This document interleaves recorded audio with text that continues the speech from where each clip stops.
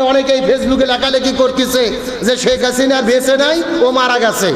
বেঁচে যদি থাকতো দেখা তো দিত, হয়তো ভাই এই প্রযুক্তি ব্যবহার করে ওর কথা রেকর্ড করে নিয়ে ওটা প্রচার করা হচ্ছে। আজকে পুরো দেশের তার নেতা কর্মীরা হতাশ যে 2 বছর পরে ম্যাডামকে আপাকে দেখতে চাইলাম, তাও দেখা দিল না।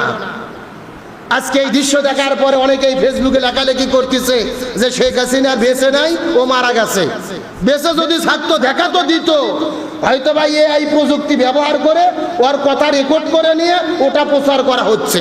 স্বৈরাচার হাসিনা ভারতে পালিয়ে গেলেন, ওখান থেকে উকি ঝুঁকি দিচ্ছেন ডিসেম্বরে তিনি বাংলাদেশে ফিরবেন। টেলিভিশনে খবর দেখতেছেন না যে এই বছরের ডিসেম্বরে নাকি ভারত থেকে তিনি বাংলাদেশে আসবেন। গতকাল রাতে সংবাদ সম্মেলন করেছে তামাম পৃথিবীর সব বড় বড় সাংবাদিকদেরকে ডেকে। কথা ছিল তিনি সরাসরি কথা বলবেন, সরাসরি তিনি নিজে কথা বললেন না। ভিডিও ফোনে আসার কথা তাও আসলেন না, অডিও ফোনে তিনি কথা বললেন। প্রশ্ন করা হয় তাকে, উত্তর দেয় তার ছেলে। আজকে পুরো দেশের তার নেতা কর্মীরা হতাশ যে 2 বছর পরে ম্যাডামকে আপাকে দেখতে চাইলাম, তাও দেখা দিল না। আজকে এই দৃশ্য দেখার পরে অনেকেই ফেসবুকে লেখালেখি করতেছে যে শেখ হাসিনা বেঁচে নাই, ও মারা গেছে। বেঁচে যদি থাকতো দেখা তো দিত, হয়তো ভাই এই প্রযুক্তি ব্যবহার করে ওর কথা রেকর্ড করে নিয়ে ওটা প্রচার করা হচ্ছে। আমরা যদিও মৃত্যু নিয়ে এমন আজগবি কথা বলতে চাই না, তবে বলতে চাই উনি যদি দেশে আসতে চাই অবশ্যই আসা উচিত। আপনার বাবা দেশ স্বাধীন করেছে আপনার দাবি অনুযায়ী। দেশকে যদি এতই মহব্বত করেন, আপনি দেশে আসেন।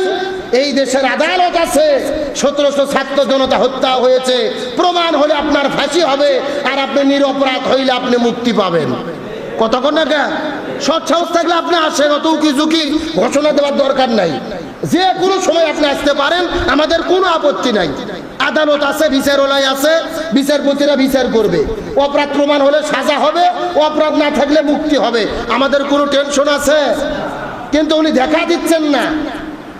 তাদের নেতা কর্মীর ভাষায় এখন অনেকে টোল করতেছে, ফেসবুকে লেখালেখি শুরু করেছে যে দেখা না দিলে বন্ধু কথা কইও না। এতই প্রেম প্রীতি তুমি দেখা দেবা না, তো কিসের এত আলাপ আলোচনা?